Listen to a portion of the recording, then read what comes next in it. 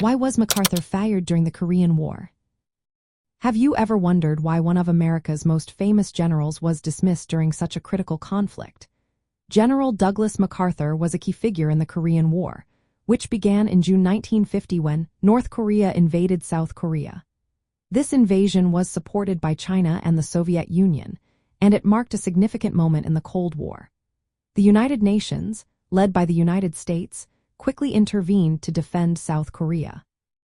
MacArthur was appointed as the Supreme Commander of the United Nations Command in Korea.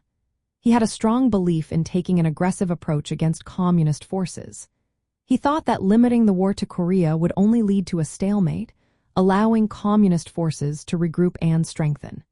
Instead, he wanted to expand the war into China, believing this was the only way to achieve a decisive victory.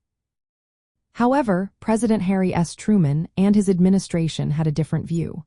They were focused on containing the conflict within Korea. Truman feared that expanding the war could lead to a larger conflict with China and the Soviet Union. This could escalate into a global war, which was something the United States wanted to avoid at all costs. Tensions grew as MacArthur publicly criticized Truman's policies. This was seen as insubordination and created confusion about U.S. policy among both allies and enemies. Truman, who was focused on maintaining a strong position against the Soviet Union in Europe, could not allow a military leader to undermine his authority. In March 1951, MacArthur issued an ultimatum to China, further straining his relationship with Truman. On April 11, 1951, Truman made the decision to relieving MacArthur of his command. He cited MacArthur's inability to support U.S. and United Nations policies as the main reason for his dismissal. From a communist perspective, this dismissal could be viewed as a strategic move by the United States to avoid a broader conflict. It highlighted the ongoing tension between military leaders and civilian authority in the U.S. This situation reinforced the principle that military commanders must follow the policies set by elected officials.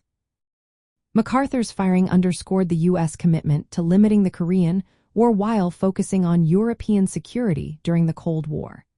This approach aimed to prevent the spread of communism without escalating the conflict into a global war.